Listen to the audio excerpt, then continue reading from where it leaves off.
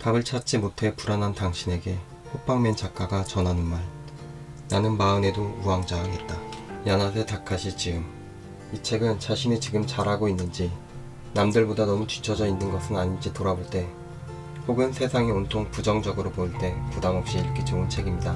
적어놓고 보니 이런 고민이 아예 전혀 없이 사는 사람이 있을까?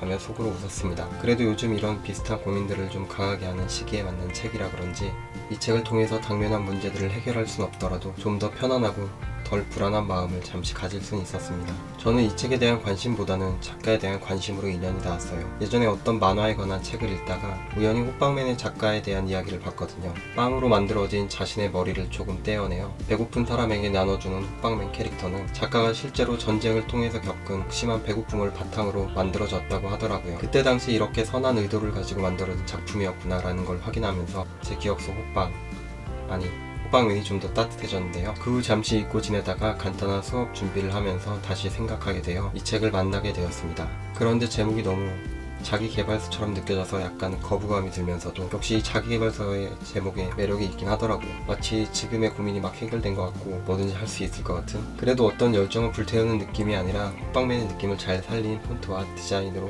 구성된 책 표지라고 생각합니다. 이 책은 작가가 살아생전에 써온 여러 곳의 글들을 묶은 책인데요. 각 페이지마다 한 장으로 끝나는 내용으로 이어져 있어서 읽기에 전혀 부담이 없습니다. 하루에 한 페이지씩 혹은 두 페이지씩 읽어도 좋아요. 그리고 문장이 어렵지도 않습니다. 표현력 그 자체에 집중된 글이 아니라 작가가 살아온 삶과 태도, 그리고 호빵맨에 대한 소소한 이야기들로 구성되어 있거든요. 사실 매우 큰 업적을 이룬 작가임에도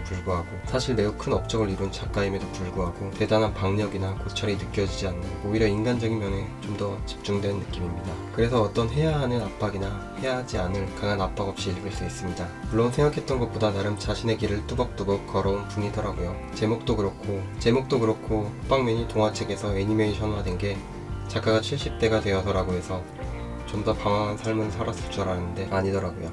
남들 같은 속도로 많은 것을 이루지 못해 때론 방황하고 흔들리면서도 묵묵히 자신이 하려는 일을 해온 삶의 이야기와 세상을 바라보는 따뜻한 시선, 그리고 그렇게 탄생한 호빵맨을 통해서 자신의 선한 꿈을 사람들과 나누는 이야기들이 담겨있는 이 책. 나는 마흔에도 우왕좌왕했다. 저는 그래서 이 책이 나이가 어떻든 자신이 살아온 길을 다시금 돌아볼 때 누구나 한 번쯤 편하게 읽기에 충분한 책이라고 생각합니다. 호빵맨이 팬이라면 더욱더 반가울 이야기들이 많고요. 늘 뉴스에는 비극적이고 극단적인 일들만 가득한 요즘, 이렇게 선의를 가지고 살아왔고 또 그렇게 작품을 만들다 간 작가의 이야기를 읽다 보면 어느새 마음이 조금 따뜻해진 느낌을 받으실 수 있을 겁니다. 인생은 하고 있는 것을 스스로 멈추지 않는다면 어떤 식으로든 어떻게든 흘러가더라 라고 말해주는 것 같았습니다. 추운 겨울날 호호 불어가며 잠깐의 행복을 느끼게 해준 그때 호빵처럼 아직 마음에 겨울이 남아있을 때 이 호빵맨 작가의 이야기로 마음을 잠시 따뜻하게 해보는 건 어떨까요?